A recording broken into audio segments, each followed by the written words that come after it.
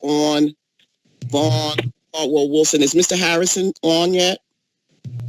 No, I don't see it.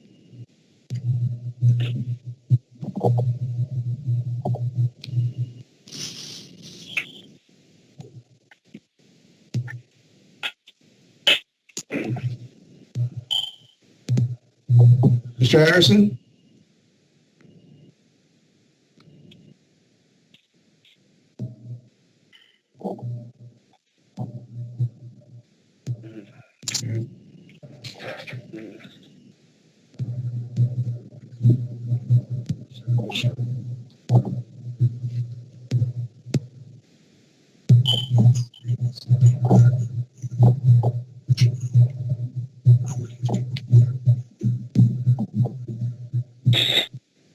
Mr. Michelle, that's you with the background.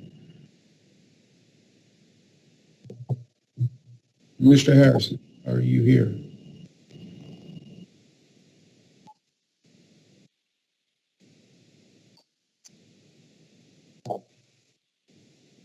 Mr. Blakely? I'm here. Thank you. Mr. Harrison? Do you need to send him another invite? Do you need to send another request for him to join? I will. Yeah.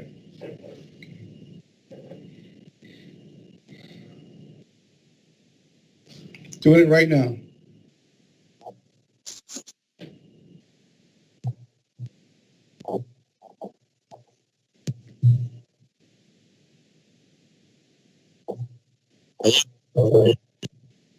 Mr. Harrison? Can you hear me? Yes. Yeah, we can hear you now. All right. Yep. Thank you. All right.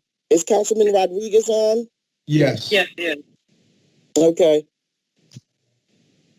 Madam President, do you want to move on through the agenda, or do you want to vote on this executive session? We can place the vote for the 20 dash, what is that ordinance number? 20 dash 20-270? yes, we can put a motion. Resolution. Yes, the resolution. Motion by Ms. Wilson. Do I have a second? Second. Mr. Rodriguez, second. Mr. Blakely?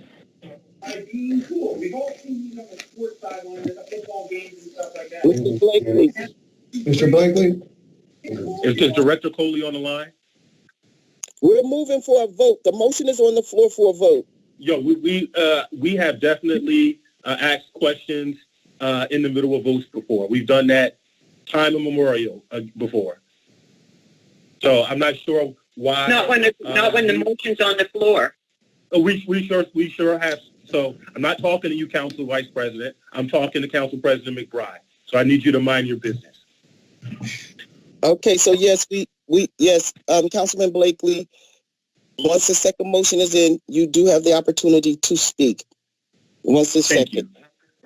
Thank you. So, Director Coley? Yes, sir. Director Coley. Yes, Okay, sir. So you didn't have an opportunity to speak during the previous our executive session, and I wanted to provide you an opportunity to say your piece after you were viciously attacked by Councilman Michelle.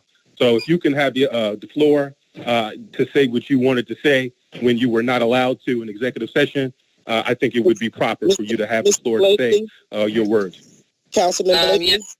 Yes, sir. Councilman Blakely, I would have to yield the floor to her, and I am not yielding the floor to Director Coley. Am I clear? I would have to yield. No, you're the not floor clear. to her, and No, I am you are not allowing her. You are not allowing her. No, I'm not. I'm moving on. Now, do you want to make a statement? What do you want to say? Because I'm not yielding the floor. I'll be very, very clear. This entire case is a sham. It is very, very shady, which is par for the course for Council President McBride. I think that my colleagues don't have all of the information that I have. This is irresponsible to vote on this for this matter. I think it would be proper for us to delay the vote so that everybody can have all of the information that I have. And, quite frankly, this is another example of Council President McBride saying the hell with the rules or the hell with proper protocol when she doesn't get what she wants. We have to understand that she's not the queen of Trenton. She is just a first among equals as the legislative leader of this body.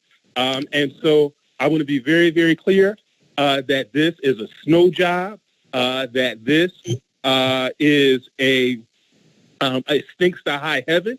And I don't know why they are refusing to not allow council, all members of council, to get the information necessary for them to take a vote. And so for that reason, I'm saying no.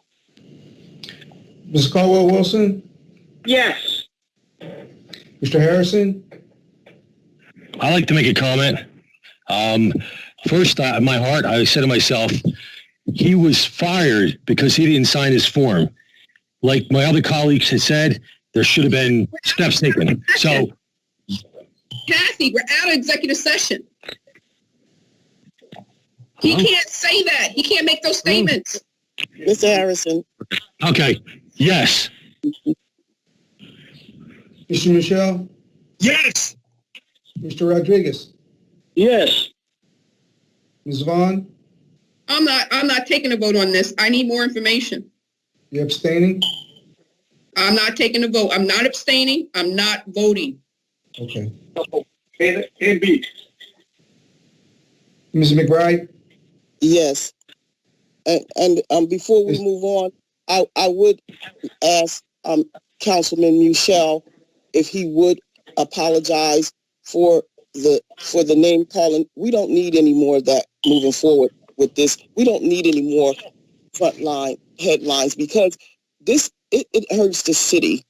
It doesn't hurt an individual. It hurts the city that we represent.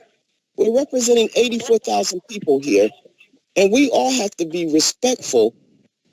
And it doesn't. Your personal feelings cannot come into play, and the disrespect can't ring out loud so that every week we're in front of the Trentonian with just bad press. We have to respect each other, if nothing else. You can disagree with each other all you like, but you just cannot move forward with being disrespectful because it does not produce anything positive. It just keeps us in a cycle of a community that can't seem to separate our personal feelings from our job. And that's what we have to do. We have to learn how to separate those two.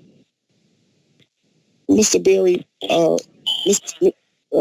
Mr. Berry, would Yes. you move on? Yes, I will. Well, is he apologizing or what? Is Councilman Michelle apologizing?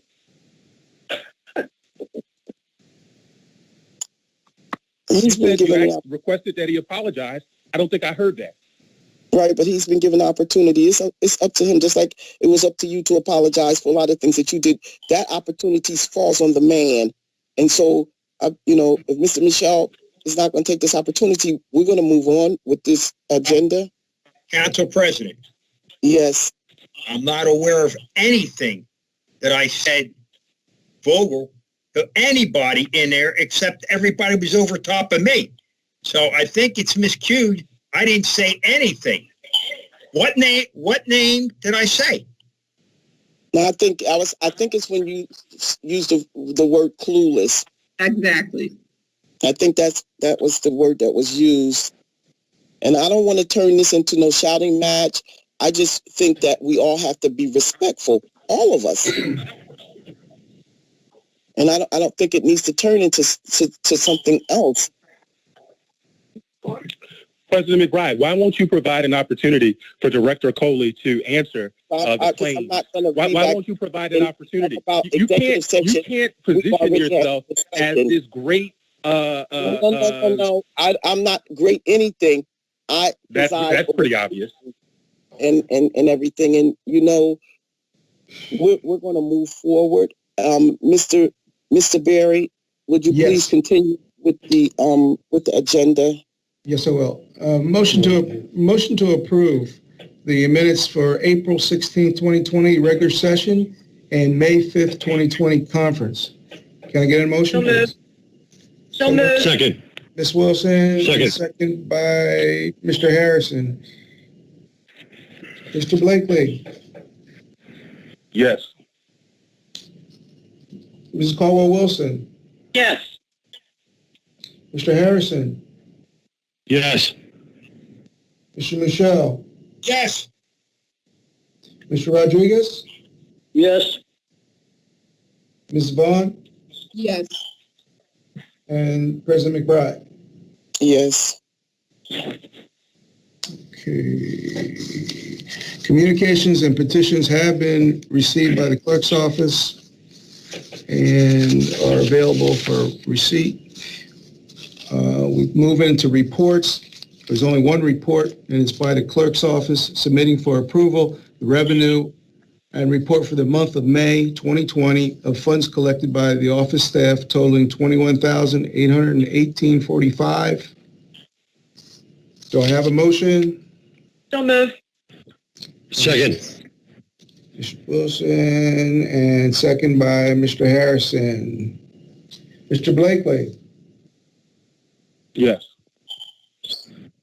Ms. Caldwell-Wilson. Yes. Mr. Harrison. Yes.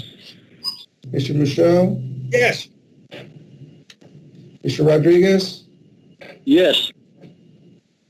Ms. Vaughn. Yes. And President McBride. Yes. Okay. On ordinances, second reading, we have none. The resolutions for consent resolution would be 20-262 through 20-292, excluding 20-263, 20-264, 20-269, and 20-277, and 20-278, and 20-280. You need to open up the public comment on new business. Councilwoman McBride? Number 8. Mr. Barry, Yes. you need to open up public comment on new business. There was no new business. Councilwoman McBride? There was no new business. The new business is the resolutions. Oh. Councilwoman McBride? Hold up, Maria. Just a minute. Sure. Okay. We want to remind, before we open up, we want to remind our callers that we have instructions, direct instructions from IT. Okay. Thank you, Mr. Berry. A bit of technical housekeeping. Again, this meeting is recorded. For those who have joined the meeting using the Microsoft Teams application, we ask you to mute yourself by pressing the microphone icon. That's the icon that shows up on the bar when you put your cursor in the middle of the screen. This will help reduce feedback and background noise. At the appropriate time, and if you would like to make a comment, please click the hand icon to be recognized. Once you are recognized, please click the microphone icon to speak. At the conclusion of your comment, please click the hand icon to lower it and click the microphone icon to mute yourselves. Those who have joined this meeting by dialing into the meeting, please press *6 to mute yourselves. When it is the appropriate time to make comments, please unmute yourself by pressing *6. When you have concluded your statement, press *6 to mute yourself. We will positively get to everyone, so please be respectful of time and be socially conscious. Thank you. Thank you. Please state your name and address for the record. You will have up to 10 minutes to speak. Councilwoman McBride, may I speak now? This Yes. is Trenton. Thank Yes. you. I at this time, I just would like to remove Resolution 280 from the docket. I sent an email to the acting clerk yesterday Yes. with that request. Okay. Thank you, Maria. Thank you.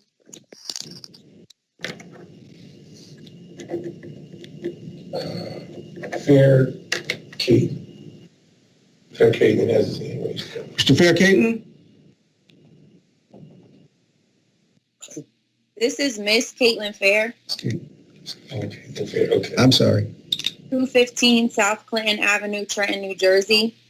I have comment on resolutions 2-264 or 20-264, 20-263. And I'll save that for public comment. In regards to resolution 20-264, I just want to say that I appreciate the intention behind this resolution, but I do believe that it runs the risk of being nothing but a performative gesture if it's not done with integrity and the intention to enact real change.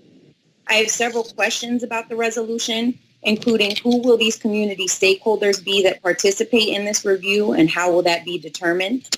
What steps is the city willing to take in order to force reform? And are you willing to decrease the police budget or force a disbandment of the notoriously violent Alpha Squad? These are some of the reforms that I believe are necessary to make, at minimum, necessary our police department more effective and in service of the citizens. Also, will you, and if so, how will you hold the PD accountable for the swift termination of officers who act without restraint or demonstrate racist behavior toward the community or their colleagues? Because whether we want to believe it or not, racism runs rampant through our city police department. And despite having Black directors of both the police department and fire department, this is something that has been a constant. And if we can't have civil servants who respect their coworkers and their leaders, I don't know why we would anticipate that they will treat our citizens any better. I highly suggest that the city, which is wrought with police abuse of force, take swift and serious action to address these matters, including but not limited to criminalizing chokeholds, banning no-knock warrants, enforcing termination for officers who improper firearm discharges, and advocating for an end to qualified immunity as a city, and reallocating a significant portion of the budget away from police and reinvesting in community resources. Police do not prevent crime, strong communities do. In regards to resolution 20-263, I have the following questions. Who will do this review and who will pay for it? Will the city pay for it? Because the city already allocates over $35 million to the police and over half of its entire budget to public safety. I do not want a review that will result in a lackluster measures that don't affect any real change. If you want to review, I believe that is in good intention, but I encourage you to hire an independent firm with no ties or allegiance to the police and make the police pay for it out of their budget, because the city should not be responsible for that. And I'll reserve the rest of my comments for public comment. Thank you.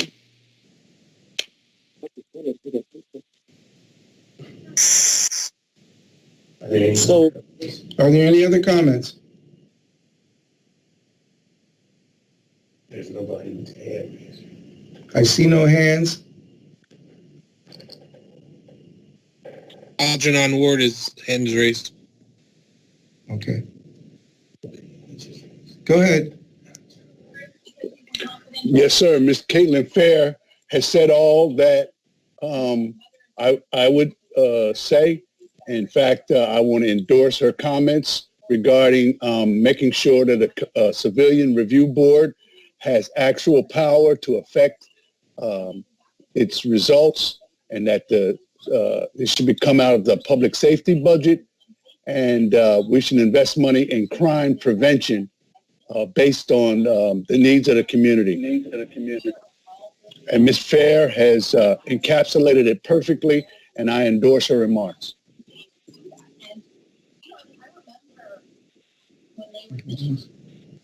Anyone else? Evangeline. Evangeline? Evangeline. Hi. Yes, hi. Evangeline, Southward City resident, on Adeline Street. I do echo the sentiments as expressed by Ms. Caitlin Fair and Algernon Ward. It is those comments are very well thought out and very well expressed. I do endorse both comments.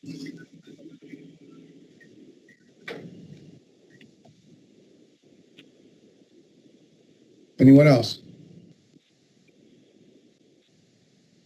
Looks like 61577. There's a phone number 567, the last four, 747. 7474, last four digits. Looks like he wants to be commented. Okay. Nobody's. Okay, not seeing anyone else. Is there a motion to close public comment on new business only? So moved. Mr. Harrison? Is there a second? Second. Second by President McBride. Mr. Blakely? Before I vote, I'd like to say a few words regarding commentary about resolution providing for a professional assessment of the Trenton Police Department. I concur with many of the statements made by members of the public. The devil's in the details, and it is very important that this is not a performative stunt, but rather a substantive opportunity to review the policies and procedures of the Trenton PD to make sure that they are not contributing to the problem, but rather seeks to address the issues that our city faces in the space of violent crime. Also, I'd like to share that many of the policies as it relates to the Trenton Police Department is the domain of the Attorney General as well as the County Prosecutor's Office. And so there was a number of policies, they're called 8 That Can't Wait, which were a set of common sense policies to reform police departments. And when I received the laws, I forwarded them to our legal department to inquire if they could be instituted in the city of Trenton by ordinance. And unfortunately, many of those very important policies could not be instituted on by the city of Trenton by ordinances because of our lack of power in terms of the rules and guidelines that are mainly, as I mentioned, the domain of the Attorney General's office and County Prosecutor's Office. Furthermore, I am in support of a civilian complaint board, and I have been in conversations with our legal department. We have, it's currently in litigation right now, the NORC policy, and so we believe that it will be determined this fall, and once we get guidance from the New Jersey Supreme Court as to the legality of NORC's Civilian Police Board, I will be introducing an ordinance that is legal and that passes legal muster for the city of Trenton, hopefully this fall. And I share your concerns, and I definitely look forward to the next budget season to see if there are any efficiencies in the police department budget to see if we can spend money more wisely, and if that calls for a reallocation of resources, then so be it. We haven't had that opportunity during this budget season because my colleagues refused to actually go through the entire budget as they should have.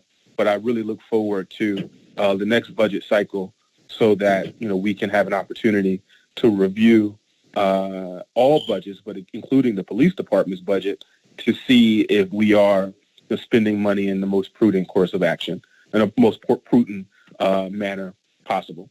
Thank you very much. Yes. Yes? Mrs. Yes. Caldwell-Wilson?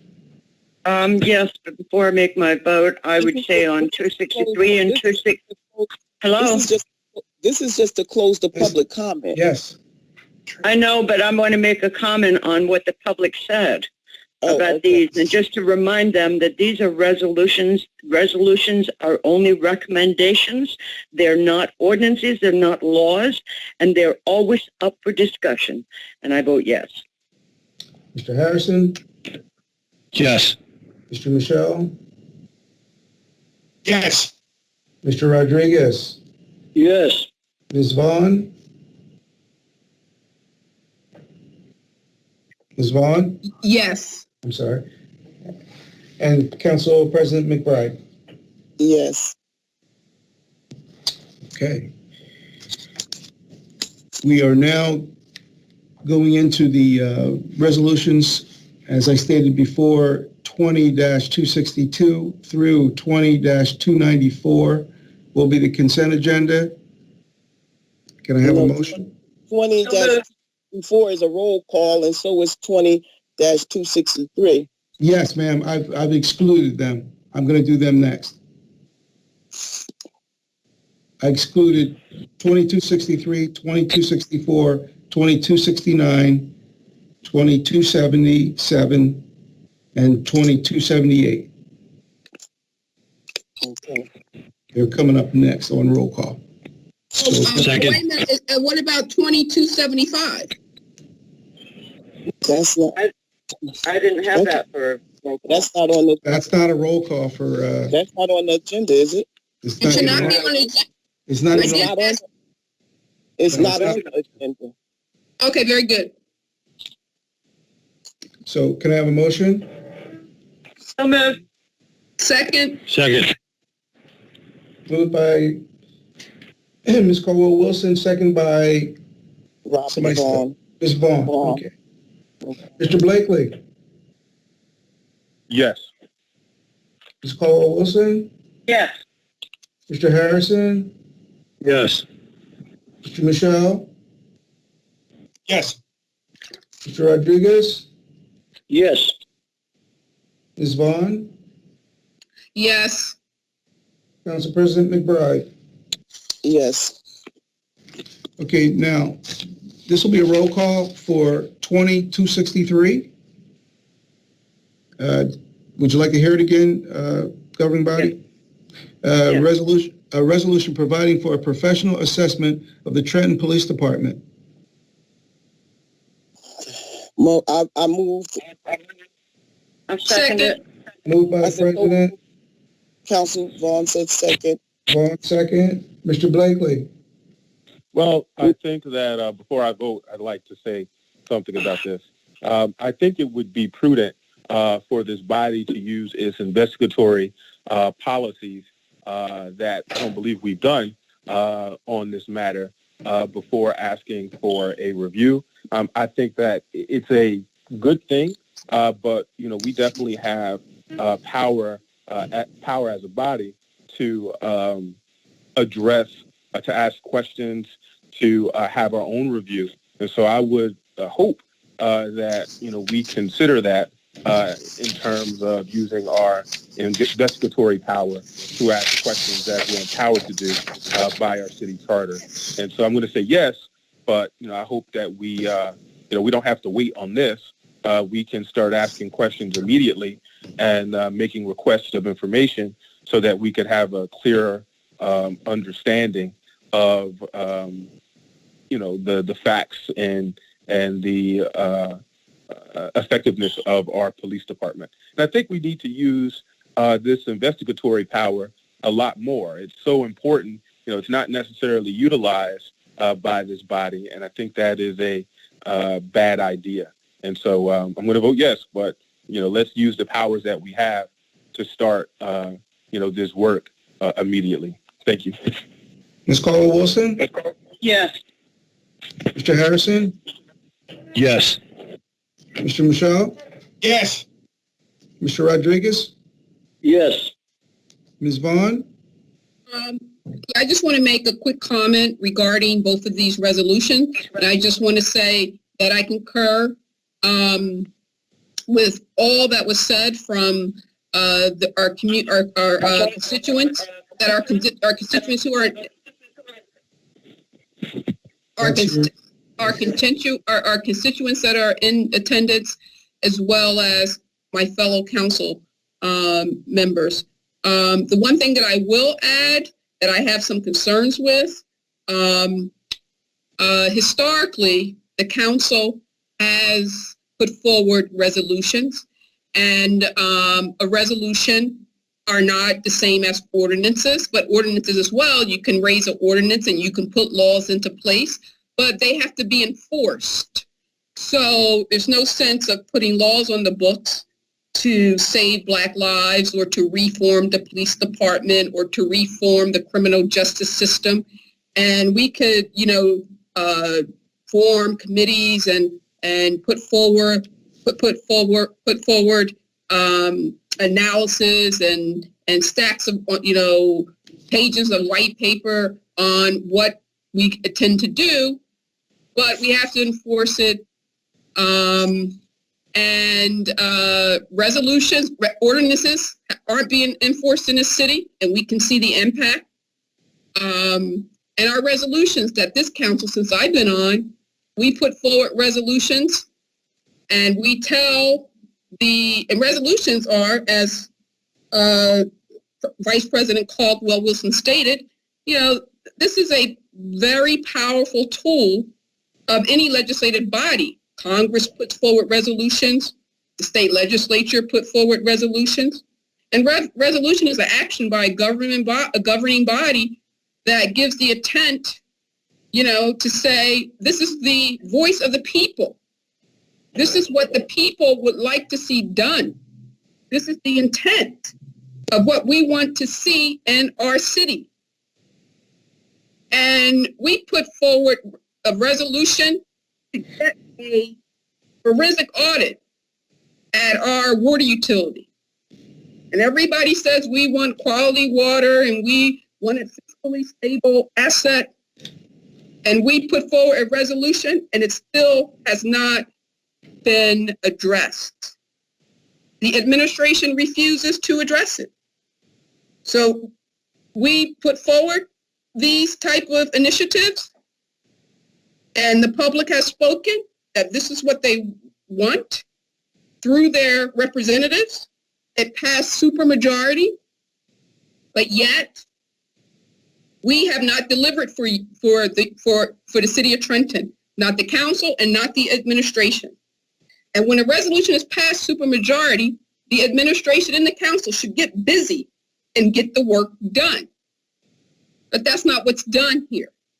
And I'm afraid, so the other resolution that was put forward, that's a life-saving intention, is the COVID test plan. One of our constituents came forward with a comprehensive testing plan for the city of Trenton to do testing, contact tracing, and isolation and quarantine facilities for the city. And we put that forward. It passed supermajority. And we got news from the administration that they're not going to do it. They're not going to build a test infrastructure here in the city of Trenton to help stop the spread of a deadly virus and save lives. And that resolution was put forward, and no one is saying anything. So when we put resolutions forward and it passed this body supermajority, we represent your voices. We represent the 84,000 people in the city. When we pass this type of legislation, we expect we expect it to be enforced and acted upon. And for the administration to throw its nose up at this council and the city and the residents of the city that we represent to say what initiatives we're putting forward, they don't have to do it, is unacceptable. And it should not be tolerated. So I will tell you that I'm 100% supportive of the resolution about the Trenton Waterworks, the forensic audit. I am 100%, and I voted for it. I voted for the test plan. And we need that. We shouldn't do anything else in this city. We should not embark on anything else in this city until we get that test plan and enforced. Built out, enforced, funded. We're about to open up our school district, but we don't have a test plan. Every citizen in the city should be up in arms and fearful of your life and your family's life. So we better call, email Mayor Regus-Yor and tell him he better deliver that test plan, because we're not going to have another citizen die in this city because he thinks that he doesn't want to fund a COVID test plan for these residents, when every level of our government, our New Jersey Department of Health has put out the policy and the guidance that every municipality should be following, and he throws his nose up at it and says he's not doing it. And then last meeting on Tuesday, the Director of Health and Human Services stated the same and thought it was funny, as a matter of fact, and smirked that we're not doing that health plan. And I asked her, did you read the health plan, the resolution? She smirked again and said, yes, we're not doing it. Okay. No, you're going to do it. And I will get every single one of my constituents to make you do it. And you will not be sitting. We gave you advice and consent. You are an appointed official by this city, government, the people of this city, and so is the mayor. And you don't get to say what you're not going to do. So that resolution will be enforced and delivered upon. Just like if it comes to pass this evening, 2263 and 2264 to reform our police department and our criminal justice system, then we as a council and as a mayoral administration, appointed or elected in this city, we're going to work to deliver it for the citizens. So I vote yes, and I just hope everyone else hold true and be committed to what we agreed to in these meetings. Thank you. Council President McBride. Yes, Resolution 20-263. I wanted to expound on it just for a minute. The resolution is asking that we have the mayor put out an RFP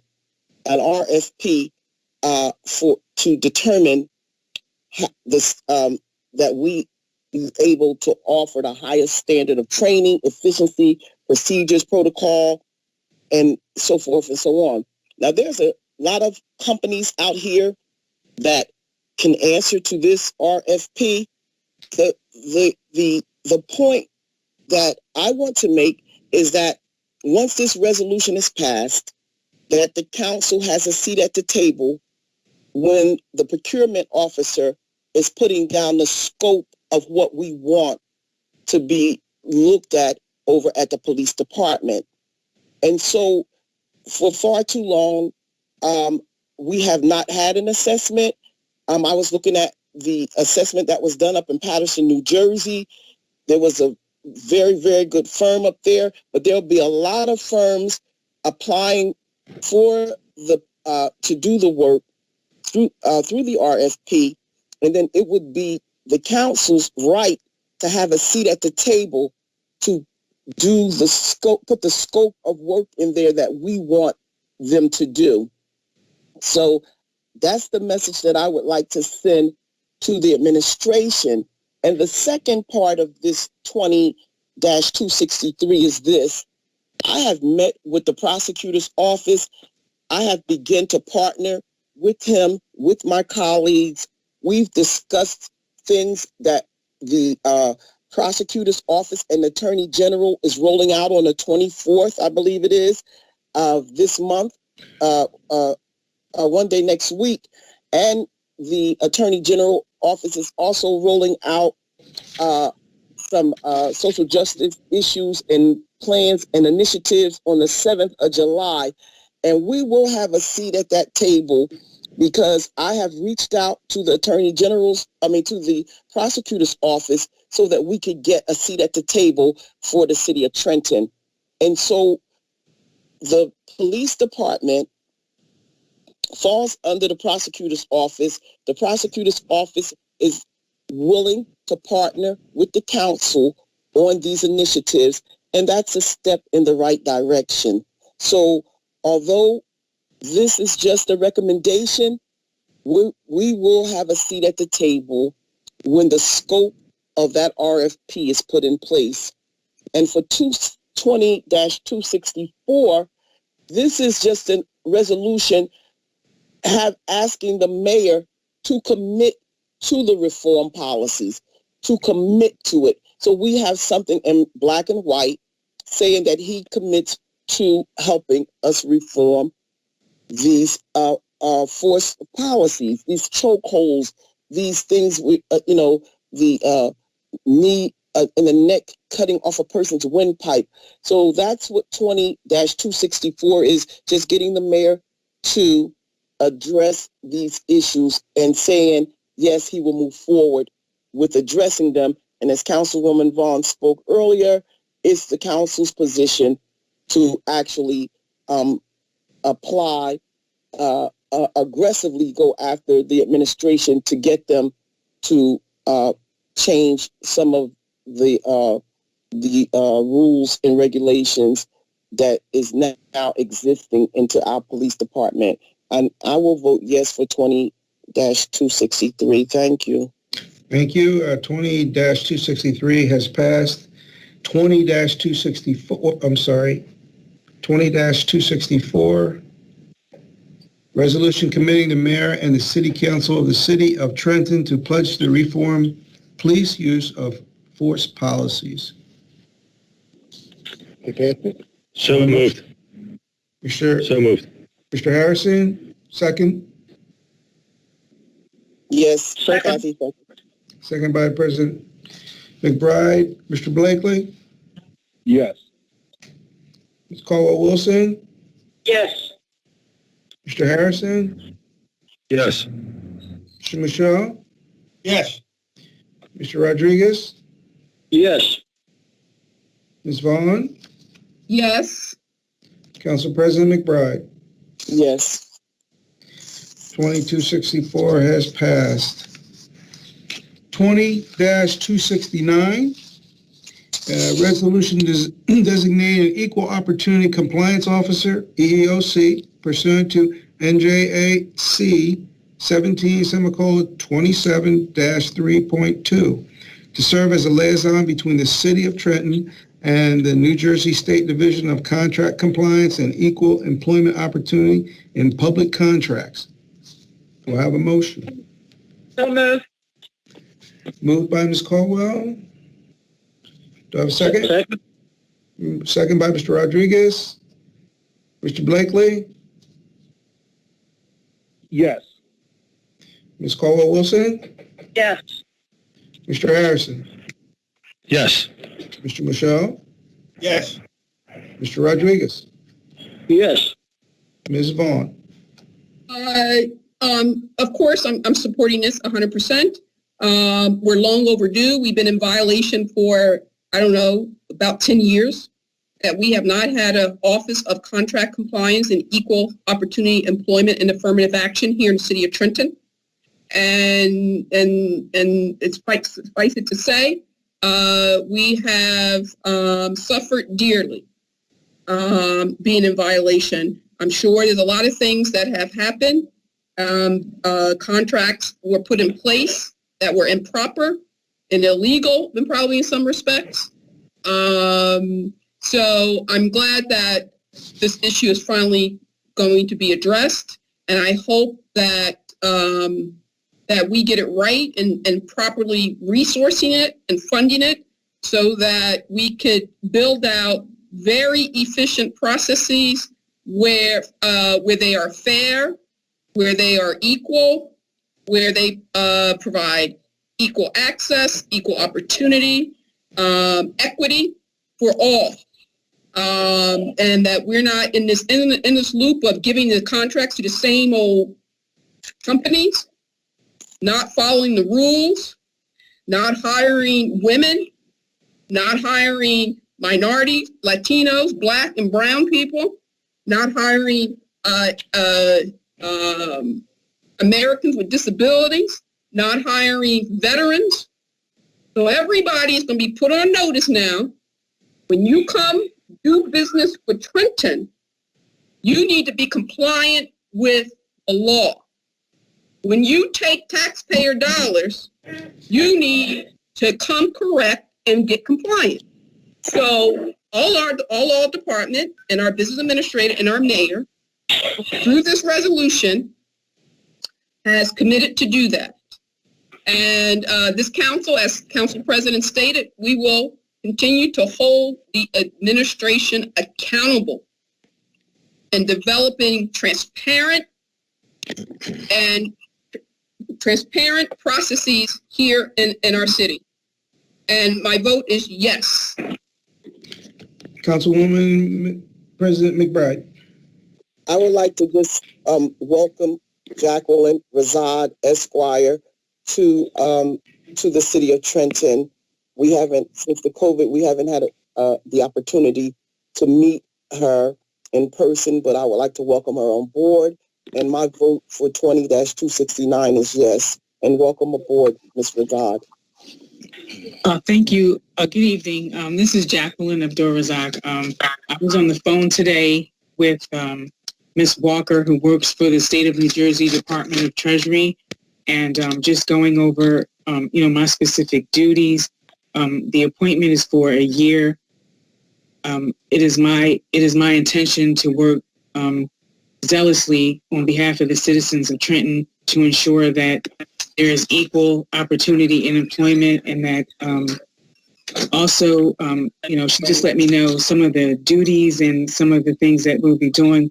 There's going to be an audit, and I am going to be reviewing files from 2018 to the present to make sure that we are in compliance. Trenton cares about its citizens, and Trenton wants everyone to work.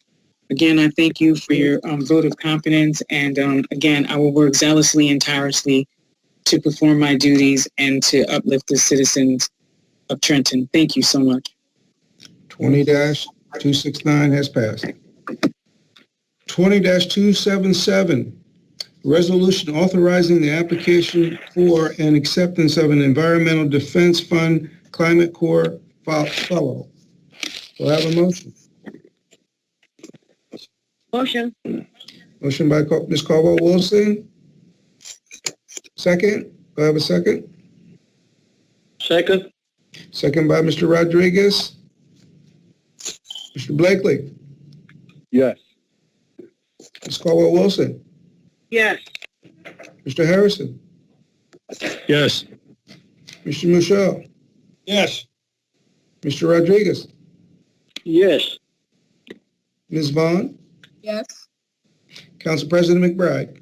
Yes. 20-277 has been passed. We'll move on to 20-278. Resolution authorizing payment for a contract with Carroll Demolition, LLC, for Young Road, Hamilton, New Jersey. Awarded on an emergency basis for demolition service at various locations in the city of Trenton. So moved. Moved by Ms. Caldwell-Wilson. Do I have a second? Second. Second by Mr. Harrison. Mr. Blakely. Yes. Ms. Caldwell-Wilson. Yes. Mr. Harrison, Yes. Mr. Michelle, Yes. Mr. Rodriguez, Yes. Ms. Vaughn, Yes. Council President McBride. Yes. 20-278 has passed. We have one ordinance for reading and introduction, 20-42. Is there a motion to introduce this ordinance? So moved. Moved by President McBride, Second. second by Ms. Wilson. Mr. Berry, I would like to read a letter from the prosecutor's office pertaining to this ordinance. Okay. Dear Council President McBride, it was a pleasure discussing proposed city ordinance 20-42 with you.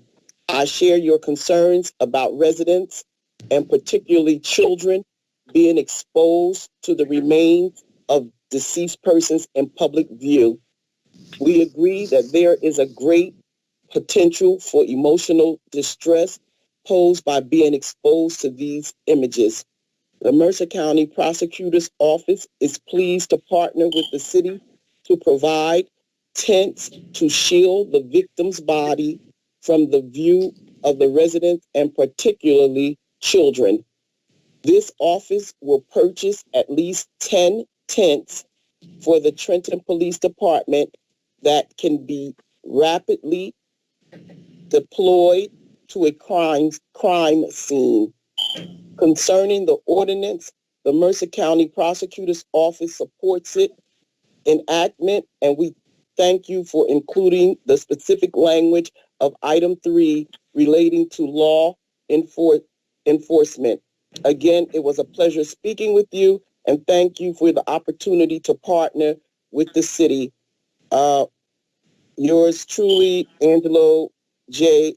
Onofre, Mercer County Prosecutor's Office.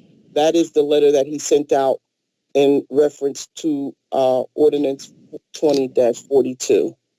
And I appreciate him sitting down with me and discussing that and inviting the council to the table for the initiatives that they're rolling out on the 24th of June. I just wanted to share that letter with the council and the public. It was moved by Ms. Caldwell-Wilson. Do I have a second? I second it.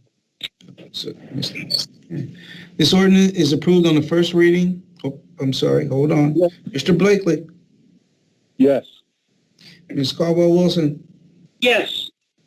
Mr. Harrison, Yes. Mr. Michelle, Yes. Mr. Rodriguez, Yes. Ms. Vaughn. I will just say one thing. I just hope and pray that as we move forward and as we continue to develop the city and get it economically viable and getting opportunity and jobs and opportunity for all our citizens, that we'll see a reduction in gun violence and hence a reduction in people we see who are victims and who are laid out in the street because of a gunshot wound. And we just hope that these tents are never used. So yes, I'm in favor of 2042. Councilwoman McBride. Yes. This ordinance is approved on first reading. This ordinance requires a public hearing and a second reading will be held July 2nd. Before we open public comment, we'll hear from our IT giving instructions on how to get us into this meeting. Okay. Thank you. Mrs. Cooper? Hopefully she can. I don't hear Director Ali. I'm going to come. She says she's on. I don't know. Press *6, Yvette, if you can. If you're on the telephone, press *6. Try that. I mean, pound 6. Can you hear me now? Yeah. Yes, we can. All right. So in regard to the testing of all the city employees, That is not a state requirement. It was a recommendation. But if you start testing the city employees, the CDC guideline says that once you start testing, you need to test them at least once a week. Testing once a week is very costly, so that's why there's two methods that we can use the city employee. One of them is a symptom-based, and the other one is a test-based. The symptom-based says if you come to work and you wear a mask and gloves and you do the social distancing, that you won't need to be tested unless you have been exposed, that you know if you've been exposed, or if you're having symptoms. Once you're having the symptoms, then you can be tested.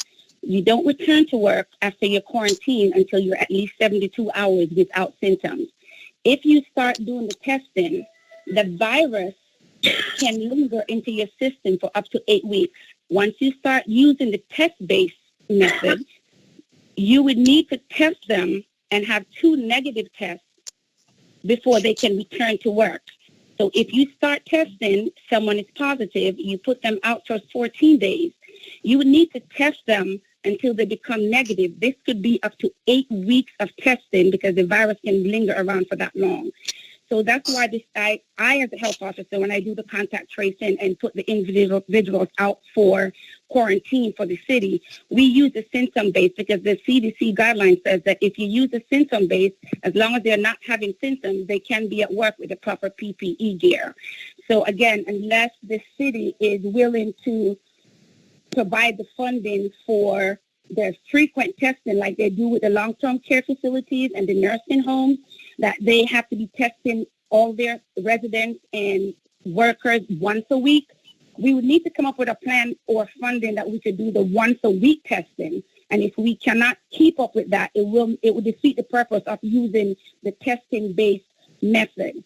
So again, I think working with the symptom-based is actually the one that we're using that seems to be working. For the asymptomatic individuals, if they have no symptoms, CDC says they can be at work with a mask on, the proper protective gear on, if they have no symptoms. So again, to figure out who has symptoms and not, I think educating the workers and just giving them the guidelines and just constantly reminding them about the proper PPE gears and, how to conduct themselves with the social distancing at work, that method actually works very well. I understand that the fear is going to be there. I mean, we all become afraid about a lot of things. But again, if we follow those guidelines, I think the city is in a position where, especially for the essential workers, that method actually works. I am on 11 o'clock call with the state every single day. And these are questions that we ask the state constantly on the Department of Health state call that we have every day. And again, the method of symptom-based seems to work for the entire state. And it's not just myself, it's all the health officers around the entire state that is on this call. And we are trying to figure out ways how to make this work best,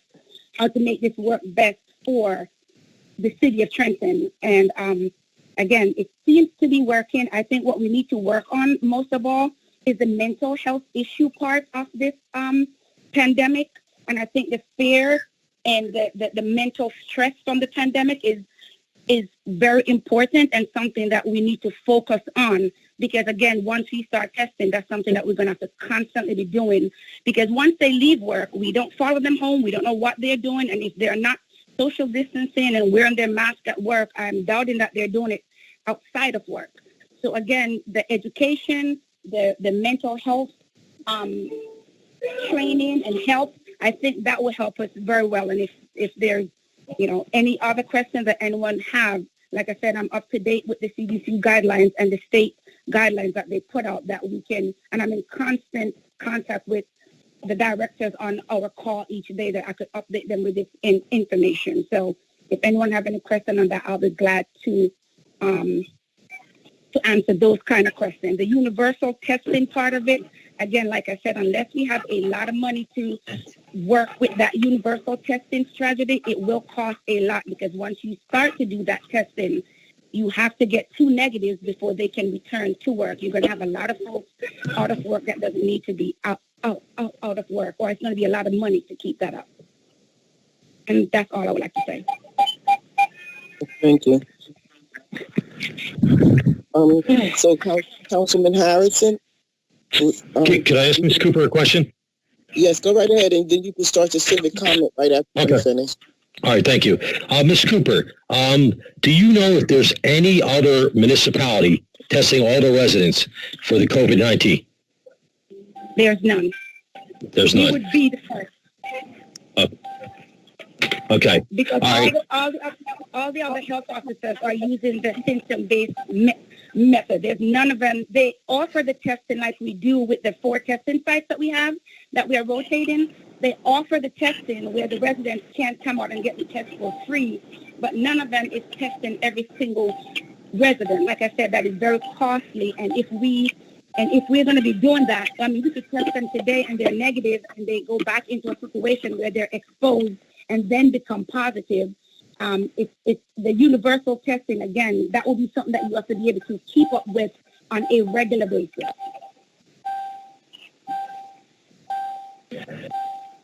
So, Mr. Harrison, could you move straight into your civic comment? Okay. I want to say, first of all, I'm a state employee, and I have friends who work for the county, and they have not been tested for COVID-19. My girlfriend works for the Department of Health. She goes in there twice a week, wears a mask, and she's not been tested. So say that there's being testing all over, that's not true. All right, my civic comment too is to Captain Doyle. I want to wish him the best in retirement. He's sat in a couple times as the director, and I want to thank him for all his help. His way he was with the community is really to be commended. So I want to thank him for all his service to this great city. Thank you. Thank you, Mr. Harrison. Mr. Councilman Michelle. You forget about me? No, Joey. And then Councilman Michelle, I'm going the other way because we started with Joey. Councilman Michelle? Yes. I like to direct, but I can't really talk about executive session with Director Coley. Came out when you're not supposed to talk from an executive session and made statements that I didn't say. So the problem is the person who was really, really assaulted was the officer, an Afro-American officer that was fired from his job. And Internal Affairs, 2 white officers were the ones that put it together and gave it to Director Coley. Miss Councilman. Am I allowed to talk? No, you're not. Not on that topic. No, you cannot. Well, you didn't say that now. I asked. She did bring it out from the session. And she did accuse me of being racist. So, I mean, she opened the door. I mean, that's the way I feel. She opened the door, accusing me of being racist.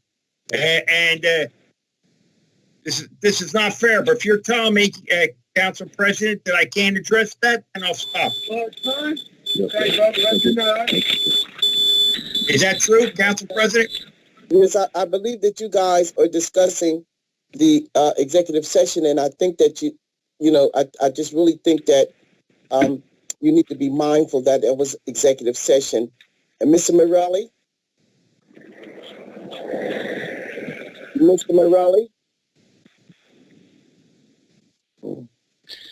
Madam President, Mr. Morelli is not on the regular meeting call. Myself and Attorney Jacqueline, we are standing in for him on his behalf. This is Sally Samuel speaking. I'm just trying to give some direction based on the executive session and the conversation during the civic comment. Yes, you are right, Madam President. If we could stay away or stray away from the specifics of what was discussed in executive session. The councilman is at liberty to make any remarks except, the specifics of what was discussed with regard to that particular settlement.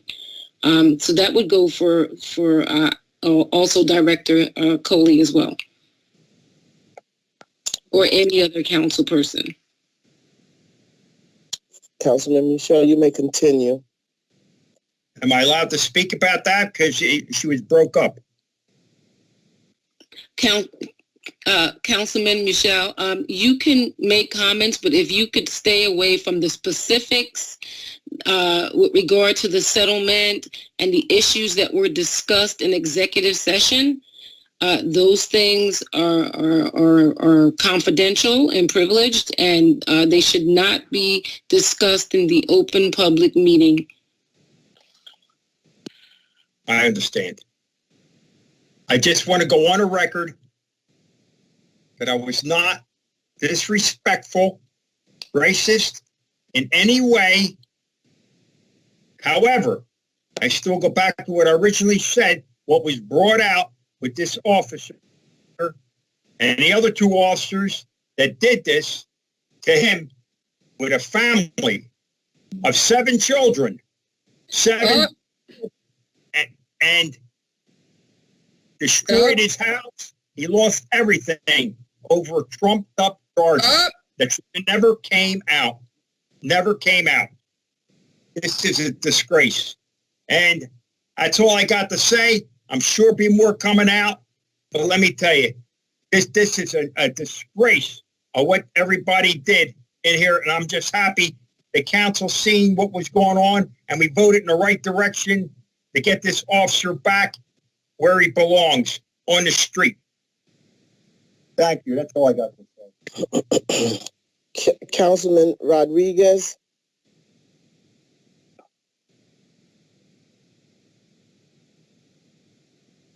Councilman Rodriguez. Hello. Councilman Rodriguez.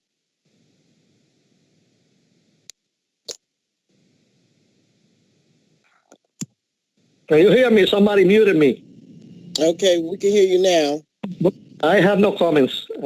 I said what I had to say during the executive section. Okay. Councilwoman Vaughn. Yeah, I have something to say. I am just appalled about, the conduct of the mayor's office, the mayoral administration, the law department, not getting the council the level of information that we need to deliberate on this docket and every docket before. We have docket review meetings. The council president and vice president are there to review it. By the time the material gets to us, there's no supplemental information. There's no detail. We are supposed to just rubber stamp and just say yes. And when we don't, you get attacked, you get disparaged, you get demeaned, they call you names. And then when you respond back, and then you're the problem. The professionalism and across the administration, I can't say it's every director, but there are some who are not worth any penny that this taxpayer population puts forward in their salary. To think that you can put a piece of paper in front of us for the amount of money that comes, it's just, and not to want to answer questions and not to provide the information. It's unacceptable. And then you want to say, oh, there's nothing corrupt going on. We're transparent. If you want to go to the authorities, you can go. Well, I've gone to the ethics boards on some of you about your behavior, about you not doing your job.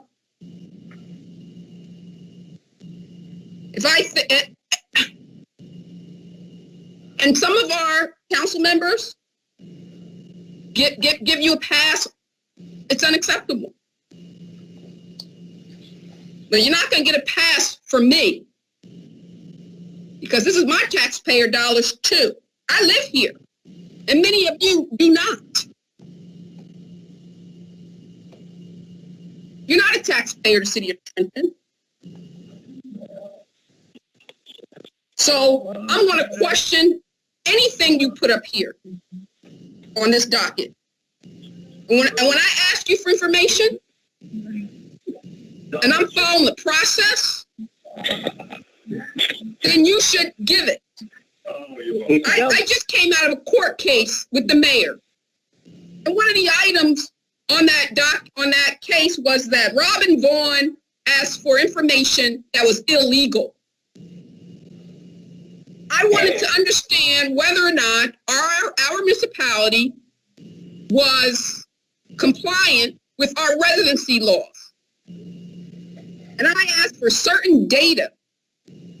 It wasn't related to anybody's performance and this, that, and the other thing that I was accused of. And then folks went around and said, oh, that's illegal. You can't have that information. And it was proven in a court of law that I had a right to get that information. We raised the resolution. It passed.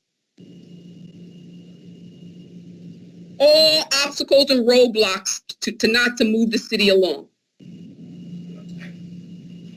And just like you're not going to tolerate certain things, I'm not going to tolerate certain things. I'm not going to tolerate disrespect. I'm not going to tolerate any one of us on any side calling each other's names and disrespecting us. It's just not right. And any one of my council members want to sit back and not say anything, then they're part of the problem. You're part of the problem. And you think that some people can do it and other people can't, you're part of the problem. And it's not right. So, and I'm not the one. I am not the one to remain silent. Because the only people who put me here is the electorate. I don't serve a party. I don't serve party bosses. So I come to do my job, and only to do my job. And here I am, I'm hearing folks, my council members meeting with directors and city employees, police officers. I'm in court with the mayor because he filed a complaint against me. It says that the Faulkner Act prohibits every member on this council from engaging the employees of this city and directors. We have to write an email or contact the mayor or his designee, who is Yoshi Manali. So I don't understand what I'm hearing here this evening, that the mayor is allowing certain council members and not others to break the law, to not follow the law, the Faulkner Act. So I'm going to make sure everybody on this dais follows the law, and that's including the mayor. So the mayor wants to take me to court and wants to plaster across the city that Robin Vaughn is in violation of the Faulkner Act, a bunch of lies and manufacture crap. And then he puts up his directors to say, oh, there's nothing corrupt and unlawful going on in this city. And then I see and I hear on the record here that certain council members are given carte blanche to go and engage police officers and put the city at risk. Mayor Gus Yor need to be ashamed of himself. And I'm going to take that to Judge Jacobson. So the business administrator want to come after me and want to talk this crap and say, Robin Vaughn, oh, there ain't no corruption in the city. Nobody's doing nothing illegal. Nobody's doing nothing unlawful. And you're meeting with council members without going through the directors, without going through the mayor or his designee. If you're meeting with anybody on this council, you're doing something illegal. If you're putting up contracts to this council, you're introducing contracts to this council that are not contracts, that have not gone out to bid, have not been advertised. That's corruption and that's illegal. Prosecutor's office. But you shouldn't be doing it though. You know it's illegal. And how do you know I haven't gone to the prosecutor? You don't know. So you need to stand down. But the fact that you even put it up is shameful. That's not your job to put up illegal stuff. Or try to pass something illegal to this council and hope that we don't catch it. And then if we try to catch it, ask you for information, you get indignant and disrespectful. Well, not me. You ain't gonna bring that to me, because I'm gonna back you up. So that's all I got to say. So everybody gonna follow rules. If I'm gonna have to follow rules, the mayor wanna drag me into court for whatever purpose he thinks he's doing it for, and he allow everybody else on this council to break the law, and he allows his directors to break the law and be in violation of the Faulkner Act, then Mayor Gus Yor is everything I said he is. And he doesn't, and he's not worthy to be the mayor of this city. Thank you very much.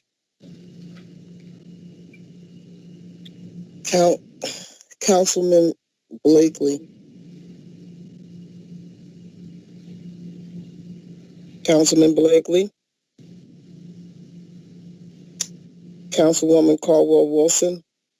Yes, thank you. Hi, do you hear me? Yes, I'm here. I just want to say that I support Director Coley 100%. I was appalled at the vicious attack of Councilman Mushal on her. I think she's doing the right thing in suing, and I hope that she's successful in suing for his dastardly actions. I think that it can't be if you are with the majority of this council. Council President McBride talks a lot about decorum, but this is another example of behavior under her leadership that is going to lead to negative press. And I think that nobody has to sit back and take the abuse that was hurled by Councilman Mushal to Director Coley. I, for one, was appalled by it. I was offended as an African-American man. I immediately stepped up and asked for it to stop. And I just think that,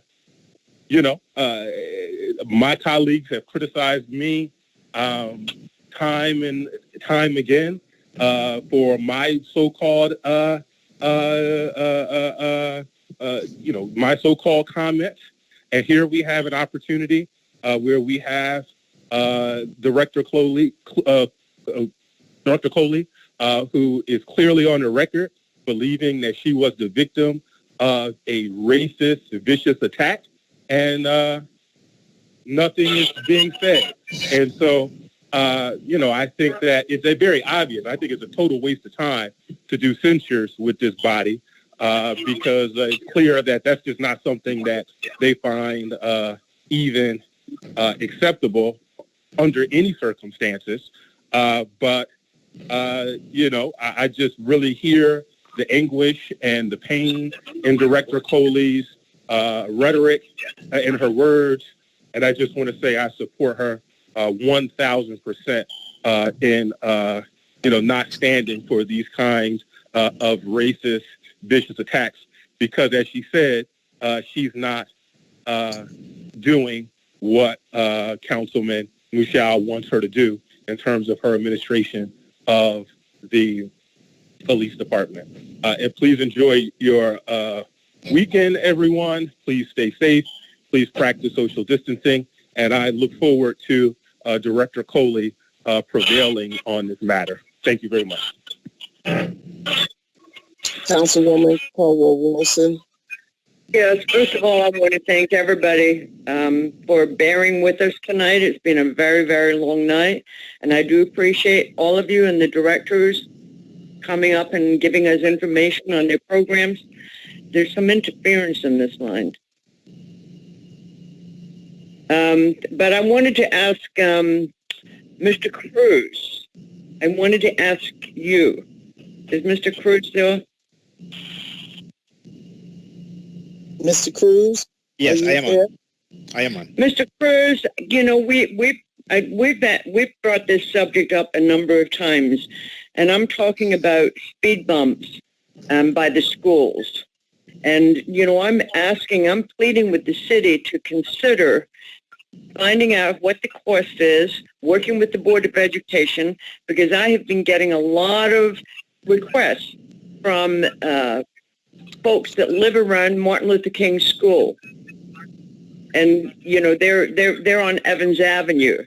And the traffic is really bad, and they speed down that road when those kids are coming out of school. So I need you to tell me that the administration is going to look into the possibility of putting speed bumps at least in front of the schools. Yes, Madam Vice President, I will sit down with Director Onitiri and see what is the road construction plan for this year and provide you an update. I appreciate that. Thank you very much. That's Thank all you. I have. Thank you. Yes, I would like to take this time to thank all of the directors and the public for joining us in this council meeting. I appreciate your opinions. Your opinions matter. I would also just like to reiterate the fact that we are representing 84,000 people, and we must also keep in mind that those 84,000 people are listening. The respect that we give each other is important. It seems as though we can't hold a conversation without making front page news. And I don't think that that's the way our constituents want to pick up the paper and view us every time they get a paper. And it's become more often than not. Our executive sessions are leaked to the Trentonian newspapers. There's not one time that you could sit down and have a discussion without it turning into a sideshow, and that should not occur. And so I would just like to say, if we only have 2 years left here, and we need to be really paying attention to some of the things that we need to get moved in this city, because the COVID-19 is just one pandemic. We don't know what the road up ahead holds for us, but we must be prepared to deal with whatever comes our way. And you cannot get anywhere with this bickering. You cannot move the city forward for the residents. It's not about whether this person gets away with more than the other. It's about how can we compromise to get to that middle ground? How can we compromise to get that school board the money that they need for the capital projects that they need done? How could we compromise with the administration and get some of the things that we need done for our constituents? So there has to be a middle ground here. And that's all I'm asking, to think about the larger picture, not about the personal, Everything is turned into a personal. And to take a job like this as a public servant, you have to be willing to just take some of the lumps with it. You know, like they said, the lumps with your sugar, the lumps with your coffee, because it's a part of the job. It just comes along with it. I don't like it, but it's a part of what we do. And so I would like to thank the public for tuning in. And also, I would like to thank my colleagues. This has been a long night. Have a good weekend. Stay safe. Social distancing is everything these days. And the mask that you need, please mask up when you go out, when you're in a crowd. Be conscious of your environment at all times. Thank you so much. And I would like to thank the prosecutor for partnering with the council. And I look forward to sitting down with him in the very near future to hear about the initiatives that they're rolling out on June the 24th. Thank you. And Mr. Berry, if you would get a motion to adjourn this meeting. So moved. Hold on a second. I'm here. Okay.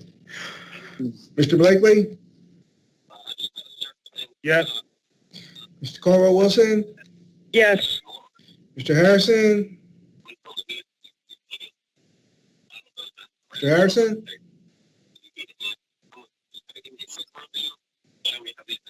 Yes. Yes. Mr. Michaud? Can you hear me? Yes. Yes. Mr. Rodriguez? Yes. Ms. Vaughn? Yes. Council President McBride? Yes. That's it. Thank you. Thank you. Thank you. Good night. Good night.